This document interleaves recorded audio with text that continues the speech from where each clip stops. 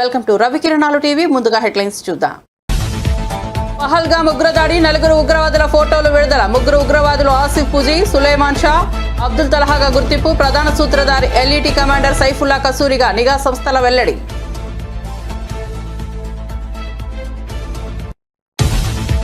ఒంగోలులో టీడీపీ నేత వీరయ్య చౌదరి హత్య. అమ్మనప్రోలు గ్రామానికి వచ్చిన చంద్రబాబు, వీరయ్య చౌదరి భౌతిక కాయానికి నివాళులు అర్పించిన చంద్రబాబు. వీరయ్య చౌదరి కుటుంబ సభ్యులకు పరామర్శ.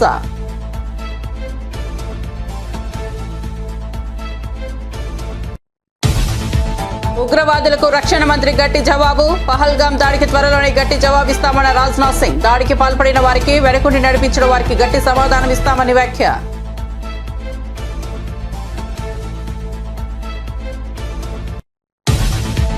ఏప్రిల్ 27న ఎలకతుర్తిలో బీఆర్ఎస్ రథోత్సవ సభాస్థలిని పరిశీలించిన కేటీఆర్ భారీ ఏర్పాట్లు చేస్తున్నట్లు వెల్లడి. ప్రభుత్వ విద్యుత్పై నమ్మకం లేదని 200 జనరేటర్లు ఏర్పాటు చేస్తున్నామన్న కేటీఆర్. సభలో కాంగ్రెస్, బీజేపీలపై కేసీఆర్ ప్రసంగిస్తారని వెల్లడి. పహల్గామ్ ఉగ్రదాడిపై తీవ్రంగా స్పందించిన ఎమ్మెల్యే రాజాసింగ్. ఉగ్ర చర్యను తీవ్రంగా ఖండించిన రాజాసింగ్, మృతులకు నివాళి, క్షతగాత్రులు కోలుకోవాలని ఆకాంక్ష. ఉగ్రవాదులను మోదీ, అమిత్ షా వదలరని వ్యాఖ్య.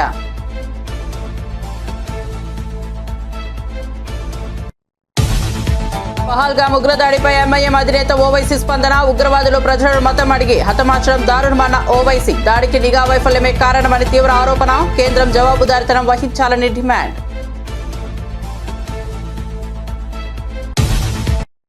ఇక వార్త వివరాల్లోకి వెళ్తే, జమ్మూ కాశ్మీర్లోని పహల్గామ్లో జరిగిన దారుణ ఉగ్రదాడిపై కీలక సమాచారం వెలుగులోకి వచ్చింది. మంగళవారం జరిగిన కాల్పుల్లో 26 మంది పర్యాటకులు మరణించగా అనేక మంది గాయపడ్డారు. ఈ దాడికి సంబంధించి భద్రతా సంస్థలు 3 అనుమానిత ఉగ్రవాదులను గుర్తించాయి. ఆసిఫ్ ఫుజీ, సులేమాన్ షా, అబ్దుల్ తలహాలే ఈ 3 వ్యక్తుల స్కెచ్లను అధికారికంగా విడుదలయ్యాయి. లష్కరే తోయిబా అనుబంధ సంస్థ ది రెసిస్టెన్స్ ఫ్రంట్ కు చెందిన వారేనని నిఘా వర్గాలు నిర్ధారించాయి. దాడి సమయంలో ఉగ్రవాదులు కుర్తా పైజామాలో దట్టమైన ఫైర్ అడవిలోంచి బయటకు వచ్చి AK-47లతో విచక్షణ లేని కాల్పులు జరిపినట్లు వెల్లడైంది. పాకిస్తాన్ కు చెందిన commander Saifullah kasuri alias Khalid ఈ దాడికి మూల సూత్రధారిగా గుర్తించబడ్డారు. వీరయ్య చౌదరి హత్యను పోలీసులు తీవ్రంగా తీసుకున్నారు. ఈ దారుణ ఘటనను జీర్ణించుకోలేకపోతున్నామని తెలిపారు. నిందితులను పట్టుకునేందుకు ఇప్పటికే 12 ప్రత్యేక బృందాలు రంగంలోకి దిగి గాలింపు చర్యలు చేపట్టినట్లు చంద్రబాబు వెల్లడించారు. ఈ ఘటనపై న్యాయం జరిగే వరకు పోలీసుల చర్యలు ఆగవని స్పష్టం చేశారు. బాధ్యులను ఖచ్చితంగా పట్టుకుని వారిపై కఠిన చర్యలు తీసుకుంటామని హామీ ఇచ్చారు. వీరయ్య చౌదరి గారి యొక్క హత్య జీర్ణించుకోలేకపోతున్నాం. నిన్న నేను ఢిల్లీలో ఉన్నప్పుడు ఈ వార్త నాకు తెలిసింది. వెంటనే ఎస్పీతో మాట్లాడాను. నిన్నటి నుంచి దీనిపైన అన్ని విధాలుగా అన్వేషిస్తున్నాం, ఇన్వెస్టిగేషన్ చేస్తున్నాం. 12 టీములు వేశాం. జరిగిన విధానం కూడా చూస్తే చాలా కరుడు కట్టినటువంటి నేరస్తులు కూడా చేయని విధంగా ఈ హత్య చేసే పరిస్థితికి వచ్చారు. 53 చోట్ల కత్తిపోట్లు ఉన్నాయి. అంటే ఇది చూసిన తర్వాత ఈ రాష్ట్రంలో ఇలాంటి ఘోరమైన వ్యక్తులు కూడా ఉన్నారా అనిపిస్తుంది. ఏదేమైనా 12 టీంలు పనిచేస్తున్నాయి. వీరయ్య చౌదరి గారు మంచి నాయకుడు, సమర్థవంతమైన వ్యక్తి. ఏదైతే యువగలం అప్పుడైతే 100 రోజులు లోకేష్ గారితో కూడా తిరిగారు. అదే సమయంలో అమరావతి రైతులు పాదయాత్రలో వచ్చేప్పుడు వాళ్ళకి అండగా నిలబడ్డాడు. అంతేకాకుండా పార్టీకి ఒక మంచి నాయకుడిగా, సమర్థవంతమైన వ్యక్తిగా ఇక్కడ పనిచేశాడు. ఈ మండలంలోనే ఒక 10,000 ఓట్ల మెజార్టీ సాధించే పరిస్థితిలో ఉన్నాడంటే ఎంత మంచి నాయకుడు మనం అర్థం చేసుకోవాలి. ఆయన ఎన్నికలప్పుడు నేను ఇక్కడ చూడడమే కాకుండా చీరాల కూడా చూసుకోమంటే ఇక్కడ చీరాల 2 సమర్థవంతంగా చేసి 2 గెలిపించే పరిస్థితికి వచ్చారు. అలాంటి మంచి నాయకుడిని రోజు కోల్పోవడం చాలా బాధేస్తుంది. అదే సమయంలో తెలుగుదేశం ప్రభుత్వంలో ఇలాంటి ఘోరాలు జరగడం చాలా జీర్ణించుకోలేకపోతున్నా. నేను ఒకటే హెచ్చరిస్తున్నా. ఇప్పటికే 12 టీంలు వేసాం. CCTV కెమెరాల్లో ఉండే క్లూస్ కూడా తీసుకుంటున్నాం. కానీ చాలా మందికి ఒకటే విజ్ఞప్తి చేస్తున్నా, మీకేదైనా కానీ క్లూస్ దొరికితే ప్రజాహితం కోసం మీరు కూడా చెప్పండి. ఈ రోజు కాకపోయినా రేపైనా సరే ఎవరైతే ఇలాంటి తప్పుడు పనులు చేశారో వాళ్ళని పట్టుకోవడం 100% చేస్తాం. అది చేసే వరకు వదిలిపెట్టనని చెప్పి ఈ రోజు ఇక్కడ మీ అందరికీ తెలియజేస్తున్నా. కానీ ఒకటే హెచ్చరిక చేస్తున్నా, ఇలాంటి హత్యా రాజకీయాలు చేసే వ్యక్తులకు గాని, హత్యలు చేసే వ్యక్తులకు గాని ఒకటే హెచ్చరిక, ఇలాంటి తప్పుడు పనులు చేసిన మీరు కూడా చివరకు కాలగర్భంలో గడిచిపోతారు, గుర్తు పెట్టుకోమని హెచ్చరిస్తున్నా. బీఆర్ఎస్ పార్టీ చరిత్రలో ఎన్నడూ లేని విధంగా రజతోత్సవ సభ బహిరంగంగా అట్టహాసంగా జరగబోతోందని బీఆర్ఎస్ వర్కింగ్ ప్రెసిడెంట్ కేటీఆర్ తెలిపారు. వరంగల్ జిల్లా ఎల్కతుర్తిలో సభ ఏర్పాట్లను ప్రత్యక్షంగా పరిశీలించిన అనంతరం ఆయన మీడియాతో మాట్లాడారు. ఈ సభ బీఆర్ఎస్ ఆత్మవిశ్వాసాన్ని, తెలంగాణ ప్రజలపై ఉన్న బంధాన్ని ప్రతిబింబించనుందని పేర్కొన్నారు. లక్షలాదిగా కార్యకర్తలు, ప్రజలు ఈ సభకు హాజరు కానున్నారని, పార్టీ గత 25 ఏళ్ల ప్రయాణం, ఉద్యమ లక్ష్యాలు, భవిష్యత్ పోరాట రణనీతులపై స్పష్టత ఇచ్చే సభగా ఇది నిలుస్తుందని కేటీఆర్ స్పష్టం చేశారు. చరిత్రలో, ప్రస్తుత బీఆర్ఎస్ చరిత్రలో ఇది ఒక అతి పెద్ద బహిరంగ సభ కాబోతా ఉన్నది. మీరందరూ కూడా చూస్తారు. ఇవాళ సభ జరగబోతున్న సభ ఎల్కతుర్తిలో ఏదో ఆషామాషి సభ కాదు. వరంగల్, ఉమ్మడి వరంగల్ జిల్లా మొదటి నుంచి ఉద్యమంలో గులాబీ జెండాకు అండగా ఉన్న జిల్లా. ఏ కష్టం వచ్చినా, ఏ ఇబ్బంది వచ్చినా కేసీఆర్ గారు తిరిగి చూసింది వరంగల్ వైపే. ఇక్కడ జయప్రదంగా, అద్భుతంగా మహాసభలు ఎన్నో నిర్వహించుకున్నాం. అదే పద్ధతుల్లో ఇవాళ 24 ఏళ్లు నిండి 25వ సంవత్సరంలో అడుగు పెడుతున్న ఈ రజతోత్సవ వేడుకకు వరంగలే వేదిక కావడం మనందరికీ గర్వకారణం. ముఖ్యంగా ఉమ్మడి వరంగల్ జిల్లా కార్యకర్తలు, నాయకులు, వారందరి విజ్ఞప్తి మేరకు, వారందరి కోరిక మేరకు పెద్దలు కేసీఆర్ గారు మరి మళ్ళీ ఒకసారి వరంగల్నే వేదికగా ఎంచుకున్నారు. ఇప్పుడు ఇక్కడికి వచ్చే ముందు మొత్తం ఈ 1250 ఎకరాల పైచిలుకు పార్కింగ్ మరియు సభా ప్రాంగణం ఏదైతే ఉందో దాని ఏర్పాట్లు వాహనంలో తిరుగుతూ కొంత, అదేవిధంగా పైన డయాస్ పైనుంచి కొంత పరిశీలించడం జరిగింది. దాదాపు ఎక్కడి నుంచి, రాష్ట్రంలోని ఏ మూల నుంచి వచ్చే ఏ సోదరుడికైనా, ఏ సోదరికైనా ఎలాంటి ఇబ్బంది లేకుండా దాదాపు 1000 ఎకరాల్లో పార్కింగ్ సౌకర్యం కూడా ఏర్పాటు చేసుకున్నాం. అంటే 30,000, 40,000 వాహనాలు వచ్చినా ఏ ఇబ్బంది లేకుండా చిన్న వాహనాలు, పెద్ద వాహనాలు, బస్సులు, అదేవిధంగా ఆటోలు, జీబులు, తుఫాన్లు, కార్లు, ఎన్ని వాహనాలు వచ్చినా, దాదాపు 30-40 వేల వాహనాలు వచ్చినా ఎక్కడో దూరంకి వెళ్ళి నడిచొచ్చే అవసరం లేకుండా పక్కనే చాలా చక్కటి ఏర్పాట్లు చేసిన మా ఉమ్మడి వరంగల్ జిల్లా నాయకత్వానికి హృదయపూర్వకంగా నేను ధన్యవాదాలు చెప్తా ఉన్నా. వచ్చిన ప్రజలందరికీ కూడా సౌకర్యంగా ఉండేదానికి. ఎందుకంటే ఎండాకాలం ఇబ్బంది, అందరికీ కూడా ఇబ్బందే. కానీ పార్టీ ఆవిర్భావ దినోత్సవం, అందులో 25వ సంవత్సరం రజతోత్సవం కాబట్టి బ్రహ్మాండమైన ఏర్పాట్లు.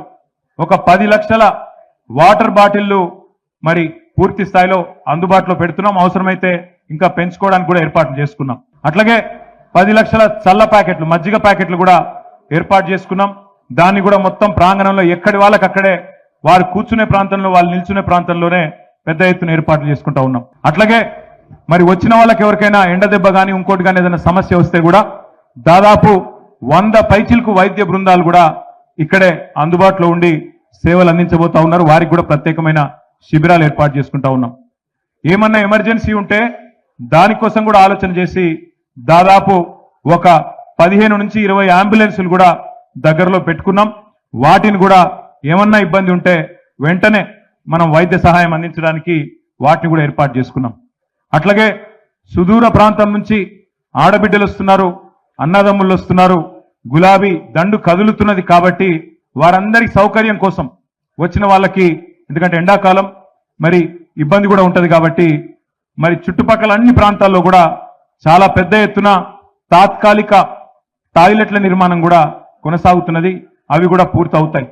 అంటే అన్ని రకాలుగా వచ్చిన వాళ్ళకి పార్కింగ్ నుంచి సభ చేరుకోవడానికి, ఈజీగా వచ్చిపోయేదానికి ఎక్కువ దూరం నడిచే అవసరం లేకుండా, అట్లాగే వచ్చిన తర్వాత నీళ్లు కానీ, మజ్జిగ కానీ, ఏమైనా ఇతరత్రా చిన్న అసౌకర్యం ఉంటే.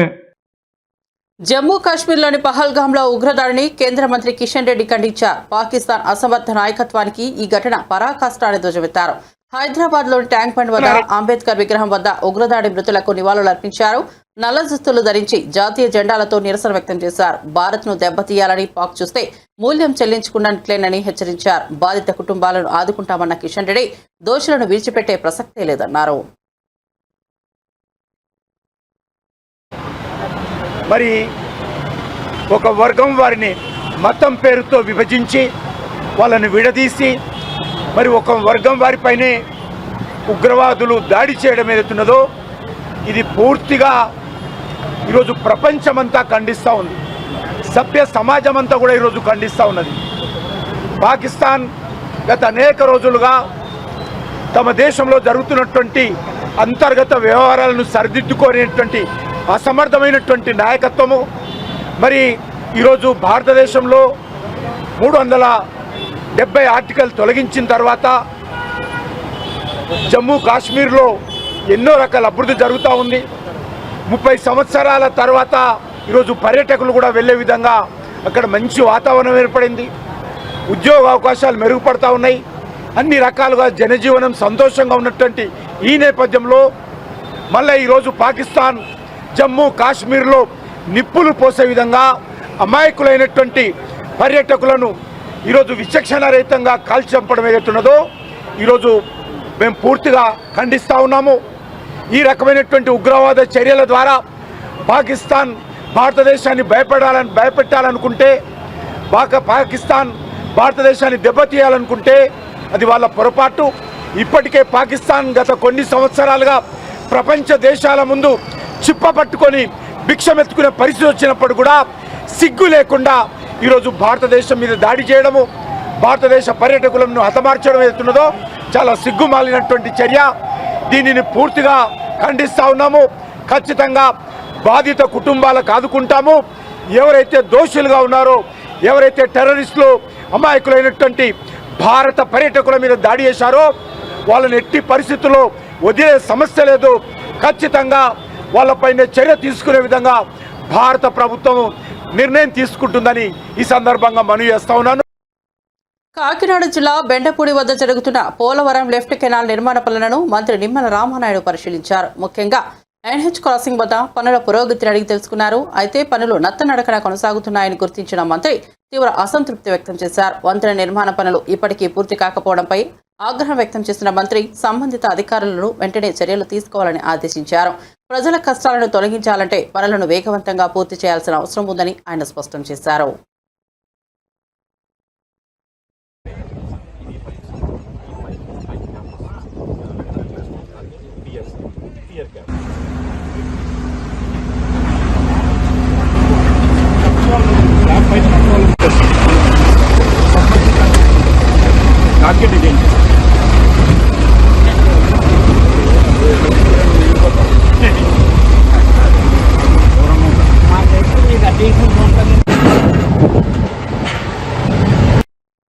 తెలంగాణలో కాంగ్రెస్ ఆంతర్యం, శక్తి సంపత్తులపై చర్చలకు పునాది పడుతున్న వేళ ఎమ్మెల్యే కోమటిరెడ్డి రాజగోపాల్ రెడ్డి చేసిన వ్యాఖ్యలు రాజకీయ వర్గాల్లో ఆసక్తిని రేపుతున్నాయి. ఇటీవల జాతీయ నాయకురాలు ఏఐసీసీ ఇన్ఛార్జ్ మీనాక్షి నటరాజన్కు మర్యాదపూర్వకంగా కలిసినట్లు రాజగోపాల్ స్పష్టం చేశారు. మీనాక్షి నటరాజన్తో గతంలో కలిసి పనిచేసిన అనుభవం ఉందన్నారు. పార్టీ బలోపేతం కోసం అవసరమైన సూచనలు, సలహాలు ఇచ్చారని ఆయన చెప్పారు. అయితే ఈ సమావేశానికి రాజకీయ పునరాలోచనలు, అభిప్రాయ మార్పులకు సంబంధం లేదని స్పష్టతనిచ్చారు. మాజీ మంత్రి జానారెడ్డి గురించి మాట్లాడుతూ ఆయనపై నాకు వ్యక్తిగత గౌరవం ఉంది అని పేర్కొన్నారు. నేను మీనాక్షి నటరాజన్ గారిని మొదటిసారి కలిసిన ఈరోజు మొట్టమొదటిసారి. అంతకుముందుకు 2 సార్లు మీటింగ్ అప్పుడు నేను హైదరాబాద్లో లేకపోవడం వల్ల కలవలేకపోయినా ఈరోజు ఫోన్ చేస్తే ఇక్కడ ఉన్నారని దేవగానే వచ్చి మామూలుగా మర్యాదగా కలిసిన. మీనాక్షి నటరాజన్ గారు నాతో పాటు 2009 నుంచి 14 వరకు మెంబర్ ఆఫ్ పార్లమెంట్గా మేము ఇద్దరం కలిసి పార్లమెంట్ సభ్యులుగా ఉన్నాం కాబట్టి ఒకసారి కలుద్దామని ఒక మర్యాదపూర్వకం కలవడం జరిగింది అంతే. పార్టీ నిర్మాణం గురించి ఇన్ఛార్జీలు ఎవరెవరు నేస్తున్నారు, జిల్లాల వారికి అవన్నీ విషయాలు చెప్పింది. మంచి పార్టీని రివైవ్ చేయాలి, పార్టీని ఇంకా స్ట్రాంగ్ చేద్దాం, లోకల్ బాడీ ఎలక్షన్స్ వచ్చే లోపల కాంగ్రెస్ పార్టీని ఇంకా బలోపేతం తయారు చేయాలన్న దాని మీద నా సలహాలు సూచనలు చెప్పిన. తప్పకుండా యాక్టివ్గా నన్ను కూడా ఇన్వాల్వ్ కామన్నది. రేపు జిహెచ్ఎంసీ ఎన్నికల్లో కానీ ఫ్యూచర్లో కానీ కాంగ్రెస్ పార్టీలో యాక్టివ్గా పనిచేయాలని చెప్పి నిర్ణయం చేసుకున్నాం అంతే. వ్యక్తిగతంగా నేను అతను జానారెడ్డి గారు అంటే నాకు చాలా గౌరవం ఉంది. మా జిల్లా నాయకుడు కాబట్టి నేను ఎక్కువ మాట్లాడదలుచుకోలేదు. ఆయన అంటే మాకు గౌరవం ఉంది, ఆ రోజు ఇచ్చేది లేకుండా అని చెప్పిన. Thank you. కాశ్మీర్లోని పహల్గాం ప్రాంతంలో జరిగిన ఉగ్రదాడిపై రక్షణ మంత్రి రాజ్నాథ్ సింగ్ తీవ్రంగా స్పందించారు.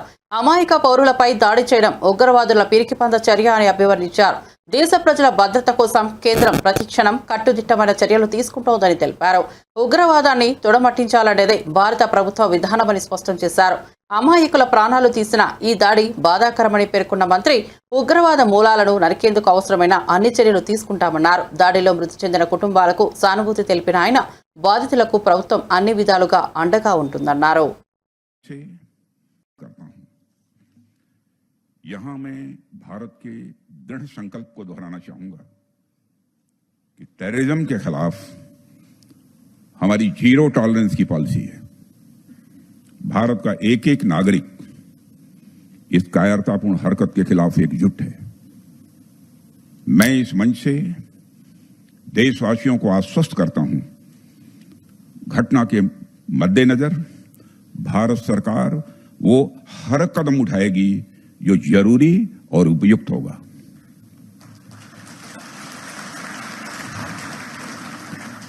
और हम सिर्फ उन लोगों तक नहीं पहुंचेंगे जिन्होंने इस घटना को अंजाम दिया है, हम उन तक भी पहुंचेंगे जिन्होंने पर्दे के पीछे बैठकर हिंदुस्तान की सरजमी पर ऐसी नापाक हरकतों की साजिशें रची हैं। भारत एक इतनी पुरानी सभ्यता और इतना बड़ा देश है जिसको ऐसे किसी भी आतंकी गतिविधियों से किसी भी सूरत में डराया नहीं जा सकता। ऐसी हरकतों का जिम्मेदार और इसके जिम्मेदार लोगों को आने वाले कुछ ही समय में जोरदार तरीके से नजर आएगा। मैं देशवासियों को आश्वस्त करना चाहता हूं। జమ్మూ కాశ్మీర్లోని పహల్గాంలో పర్యాటకులపై జరిగిన భయానక ఉగ్రవాద దాడి ఘటనపై ఎంఐఎం అధినేత హైదరాబాద్ ఎంపీ అసదుద్దీన్ ఓవైసీ తీవ్రంగా స్పందించారు. ఈ దాడి పూర్తిగా నిఘా వైఫల్యం వల్లే జరిగిందని ఆయన ఆరోపించారు. హైదరాబాద్లో మీడియాతో మాట్లాడిన ఓవైసీ ఈ దుశ్చర్యకు నరేంద్ర మోదీ ప్రభుత్వం బాధ్యత వహించాలని డిమాండ్ చేశారు. పహల్గాం ఘటనకు ఒక ఊచకోతగా అభివర్ణించిన ఓవైసీ ఉగ్రవాదులు మతం అడిగి అమాయక ప్రజలను అత్యంత కిరాతకంగా హతమార్చారని అన్నారు. పహల్గాంలో మతం అడిగిన తర్వాత ఉగ్రవాదులు అమాయక ప్రజలను విచక్షణారహితంగా చంపారు. దీనిని మేము తీవ్రంగా ఖండిస్తున్నామన్నారు. ఈ ఘటనకు నిఘా వైఫల్యమే కారణమని ఆయన స్పష్టం చేశారు. ఇది గతంలోని ఉరి పుల్వామా సంఘటనల కన్నా ప్రమాదకరమైనదని తీవ్ర విచారకరమైన ఆయన ఆవేదన వ్యక్తం చేశారు. आप लोग जानते हैं कि कल पहलगाम में वहाँ मीडोज में दहशतगर्दों ने टेररिस्ट ने उस माउंटेनियस एरिया में वहाँ पर इंडिस्क्रिमिनेट तरीके से और मजहब पूछकर उन्होंने मासूम लोगों को वहाँ पर उनका कत्ल किया है। हम इसकी सख्त से सख्त अल्फाज में इसकी मजम्मत करते हैं, कंडेम करते हैं और हम उम्मीद करते हैं कि हुकूमत इन दहशतगर्दों को एक सबक सिखाएगी और साथ ही साथ हम जो लोग वहां पर जिनको कत्ल किया गया, इन टेररिस्ट ने इनको मारा है, हम उन तमाम फैमिलीज के साथ खड़े हैं और हम जो जख्मी हैं हम दुआ करते हैं कि वो जल्द से जल्द सेहतियाब हो। दूसरी अहम बात यह है कि ये एक इंटेलिजेंस फेलियर भी है और हुकूमत को, नरेंद्र मोदी हुकूमत को देखना है कि उनकी डिटरेंस पॉलिसी कितनी कामयाब हो रही नहीं हो रही है।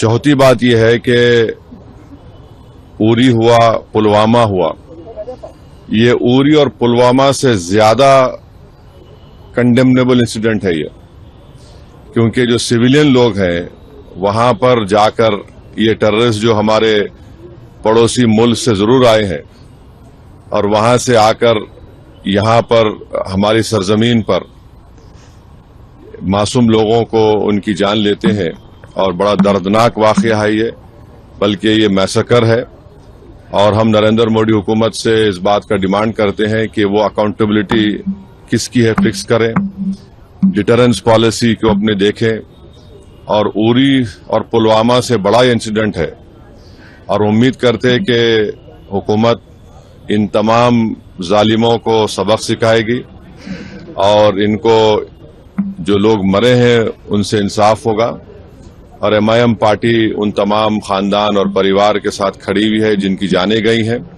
और जो जख्मी है हम ये मुतालबा करते हैं, डिमांड करते हैं कि जल्द से जल्द उनको जो भी वहां पर तिबी इमदाद या मेडिकल फैसिलिटी जरूरत है उनको पहुंचाई जाए।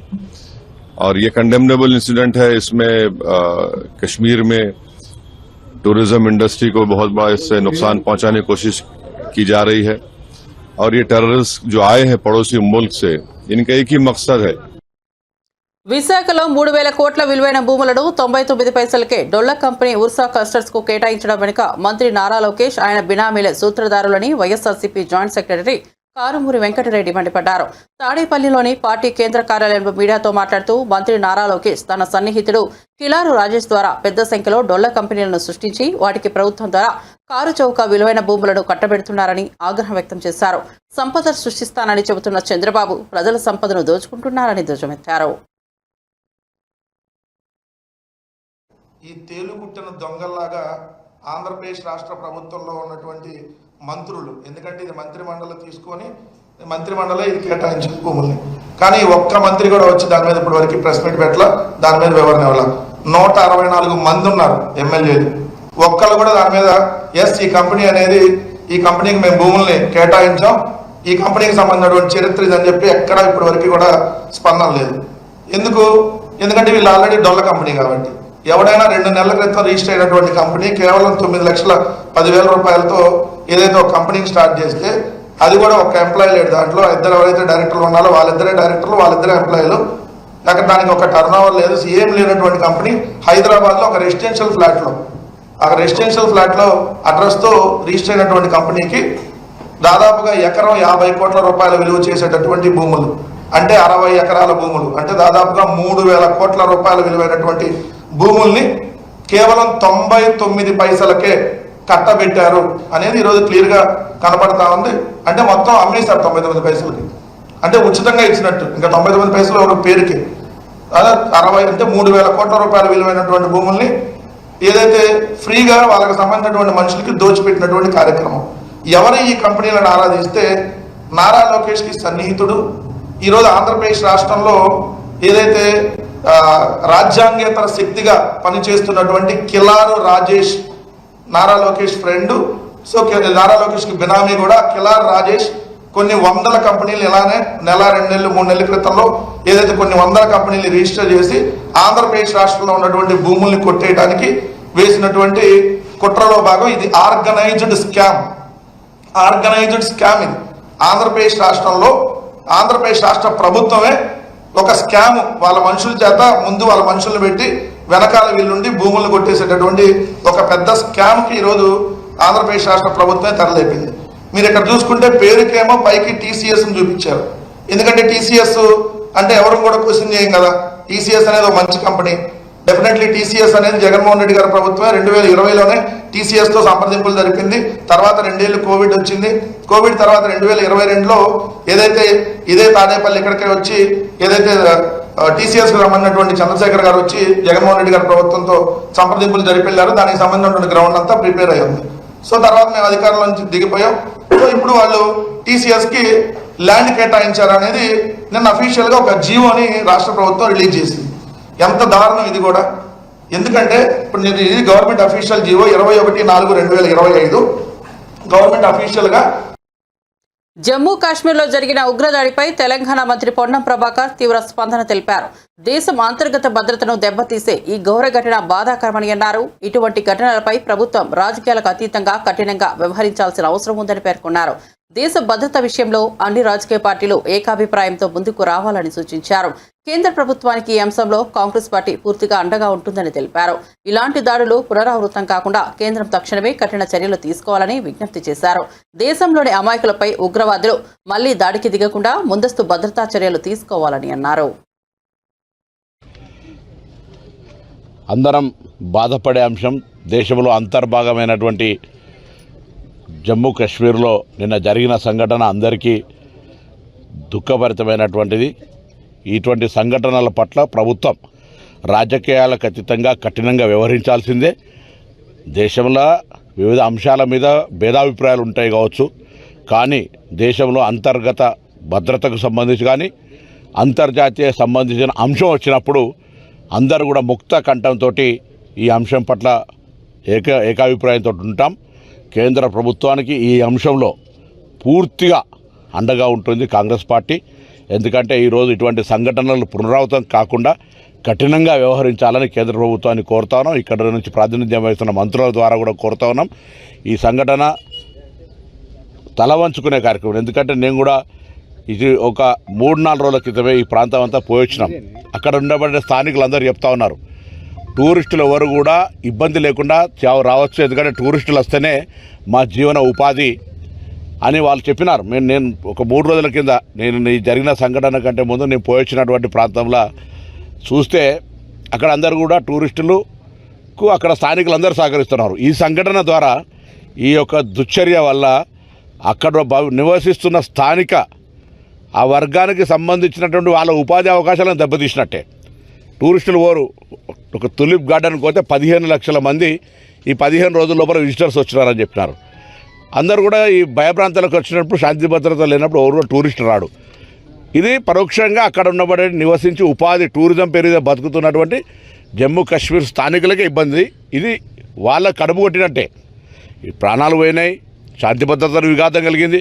కాబట్టి కేంద్రం చాలా కఠినంగా ఎటువంటి సంకోచం లేకుండా జమ్మూ కాశ్మీర్లోని పహల్గామ్లో అమాయక ప్రజలపై జరిగిన ఉగ్రవాద దాడిపై హైదరాబాద్లోని గోషామహల్ నియోజకవర్గ బీజేపీ ఎమ్మెల్యే రాజా సింగ్ స్పందించారు. ఈ మేరకు ఆయన విడుదల చేసిన ఓ ప్రకటనలో ఉగ్రదాడిని తీవ్రంగా ఖండించారు. దాడిలో ప్రాణాలు కోల్పోయిన వారికి నివాళులు అర్పించారు. ఉగ్రదాడిలో గాయపడిన వారు త్వరగా కోలుకోవాలని ఆకాంక్షించారు. బాధిత కుటుంబాలకు తన ప్రగాఢ సానుభూతిని తెలియజేశారు. అమాయకులపై జరిగిన ఈ దాడి హేయమైన చర్య అని రాజా సింగ్ పేర్కొన్నారు. ఉగ్రవాదులను ప్రధానమంత్రి నరేంద్ర మోదీ, కేంద్ర హోంమంత్రి అమిత్ షా ఎట్టి పరిస్థితుల్లోనూ వదిలిపెట్టబోరని ఆయన అన్నారు.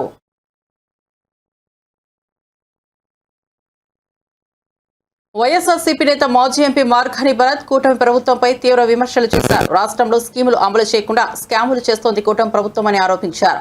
ఉర్సా కంపెనీ పేరుతో వేల కోట్ల రూపాయల భూముల దోపిడీకి పాల్పడుతోందని ఆరోపించారు. ఇది తూట్లేనని, అధికార దుర్వినియోగానికి నిదర్శనమని ఆగ్రహం వ్యక్తం చేశారు. ఐపీఎస్ అధికారి ఆంజనేయులపై అరెస్టు చేయడం దారుణమని, నిజాయితీగా పనిచేసిన అధికారులను వేధించడం కూటమి ప్రభుత్వ అసహనానికి నిదర్శనమని అన్నారు. చంద్రబాబు పేరు చెబితేనే అధికారులు అరెస్టులు చేస్తే వారు భవిష్యత్తులో తీవ్ర మూల్యం చెల్లించక తప్పదు అని హెచ్చరించారు. గ్లామరు ఏమైపోయిందని అడుగుతా ఉన్నా. ఈ రకంగా ఇండస్ట్రియలిస్ట్ని ఇబ్బందులు పెట్టే కార్యక్రమం చేస్తేనే ఈ రకమైన కార్యక్రమాలు జరుగుతాయి. ఇప్పుడు ఆ కేసుకు సంబంధించి హైకోర్టులో ఆల్రెడీ కొంతమందికి బెయిల్స్ ఇవ్వడం జరిగింది. కొంతమంది ముందస్తు బెయిల్స్ ఐపీఎస్ అధికారులు పెట్టుకుంటే దానికి కూడా హైకోర్టు ఇవ్వడం జరిగింది. ఇవన్నీ జరిగిపోయి ఒక 3-4 నెలలు గడిచిన తర్వాత ఇప్పుడు ఏదైతే ఈ ఊర్సా భూములు వెలుగులోకి వచ్చినాయో దాన్ని ప్రజల్ని డైవర్ట్ చేయాలి. ప్రజల్ని డైవర్ట్ చేయాలని అంటే ఏం చేయాలా? ఒక సినీ నటిని మళ్ళీ తెరపైకి తీసుకురావాలి. తెరపైకి తీసుకుని వచ్చి ఒక సంచలనం క్రియేట్ చేయడం గురించి ఒక ఐపీఎస్ అధికారిని, మరి నిజాయితీ గల వ్యక్తి అయిన పిఎస్ఆర్ ఆంజనేయులు గారిని ఏ బేసిస్లో అరెస్ట్ చేస్తారనండి? ఇది కక్ష సాధింపు కాదా? కక్ష సాధింపు కాదా? ఒక్కసారి నేను అధికార యంత్రాంగాన్ని కూడా ఒక్కసారి ఆలోచన చేయమని కోరుతా ఉన్నా. ఈయన కేవలము ఒక స్వార్థ రాజకీయాల కోసము అధికారుల్ని, ఐఏఎస్ ఐపీఎస్ అధికారుల్ని, ఇంకా కింద స్థాయి అధికారుల్ని, వీళ్ళందరినీ కూడా బలి పశువులు చేస్తున్నారనే అంశాన్ని ప్రతి ఒక్క అధికారి కూడా గుర్తుకు పెట్టుకోవాలని కూడా ఈ సందర్భంగా తెలియపరుస్తున్నా. ఏదో చంద్రబాబు నాయుడు గారు ఏం చెప్తే అది తలాడించడం కాదు. అందులో ఉన్న వాస్తవాల్ని, అందులో ఉన్న నిబద్ధతని పూర్తి స్థాయిగా చూసి మీ బ్యూరోక్రసీని ఉపయోగించాలని ప్రతి ఒక్క అధికారిని కూడా కోరుతా ఉన్నా. ఎందుచేతనంటే ఇప్పుడు ఏదో ఒక సిస్టమ్ లేకోకుండా, ఒక రూల్స్ రెగ్యులేషన్ లేకోకుండా ఏదో చంద్రబాబు నాయుడు గారు చెప్పారు కదా అని చేస్తే రేపు వచ్చే ప్రభుత్వం మా ప్రభుత్వం వస్తుంది. మా ప్రభుత్వం వచ్చినప్పుడు ఏవైతే తప్పులకు పాల్పడ్డారో ప్రతి ఒక్కళ్ళని కూడా, అందరినీ కూడా లెక్క పెట్టుకుని కూడా శిక్షల్లోకి తీసుకుని వస్తామనే అంశాన్ని కూడా గుర్తుకు పెట్టుకోవాలని ప్రతి ఒక్క అధికారిని కూడా తెలియపరుస్తా ఉన్నా. బులెటిన్ ముగించే ముందు హెడ్లైన్స్ మరోసారి చూద్దాం. పహల్గామ్ ఉగ్రదాడి, 4 ఉగ్రవాదుల ఫోటోలు విడుదల. 3 ఉగ్రవాదులు ఆసిఫ్ ఫుజీ, సులేమాన్ షా, అబ్దుల్ తలహాగా గుర్తింపు. ప్రధాన సూత్రధారి ఎల్ఈటీ కమాండర్ సైఫుల్లా కసూరిగా నిఘా సంస్థల వెల్లడి.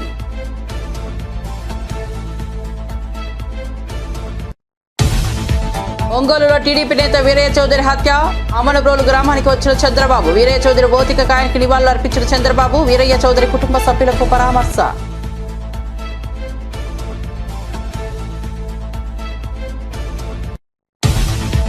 ఉగ్రవాదులకు రక్షణ మంత్రి గట్టి జవాబు. పహల్గామ్ దాడికి త్వరలోని గట్టి జవాబిస్తామన్న రాజ్నాథ్ సింగ్. దాడికి పాల్పడిన వారికి, వెనకుండి నడిపించిన వారికి గట్టి సమాధానం చెప్తామని వ్యాఖ్య.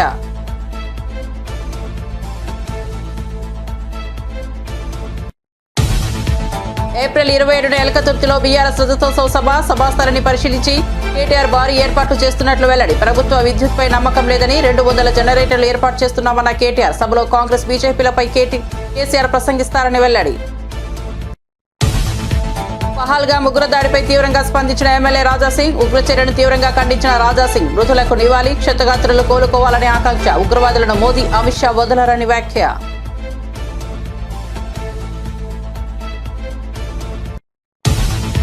పహల్గామ్ ఉగ్రదాడిపై ఎంఐఎం అధినేత ఓవైసీ స్పందన. ఉగ్రవాదులు ప్రజలను మతం అడిగి హతమార్చడం దారుణమన్న ఓవైసీ. దాడికి నిఘా వైఫల్యమే కారణమని తీవ్ర ఆరోపణ.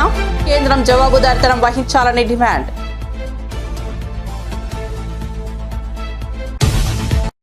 మరిన్ని అప్డేట్స్ కోసం చూస్తూనే ఉండండి రవికిరణాలు టీవీ.